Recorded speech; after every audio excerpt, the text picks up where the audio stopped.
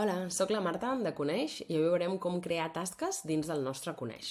Hi ha dues maneres principals de fer-ho. La primera, i potser la més fàcil perquè podem accedir-hi des de totes les pantalles del nostre Coneix, és que a la part dreta superior de les pantalles hi podem veure diverses icones. Llavors, en el signe de més, al fer clic es desplega diverses opcions. Si fem clic a tasca, se'ns obre aquesta nova finestra on veiem que hi ha diversos camps a omplir.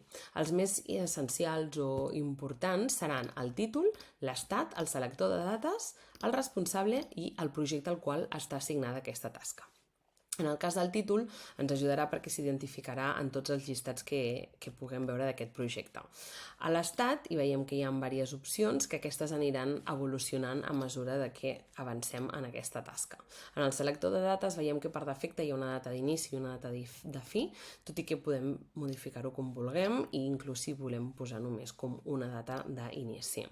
En el cas del responsable, el fer clic a la lupa accedim directament al nostre propi CRM i el projecte, molts cops depenent de la plana des d'on ho fem, ja anirà assignat a un projecte que podem eliminar-lo i modificar-lo anant a la lupa i intentant localitzar-lo. I veiem que també hi ha com moltes altres opcions per ser encara més detallat a tota la informació que vulguem donar, com poden ser arxius o inclús observacions amb links i el que necessitem. Un cop hem omplert tot el que nosaltres creguem que és necessari perquè aquesta tasca evolucioni correctament, afegir i tancar i veurem que automàticament apareix al nostre llistat de projectes.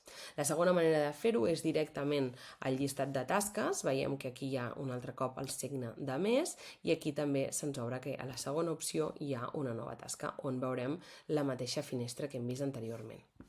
En el cas del subgrup també el podem obrir des d'aquí, que veurem també que la informació és molt més escueta i podem aquí treballar tota la part de en quin projecte pertany.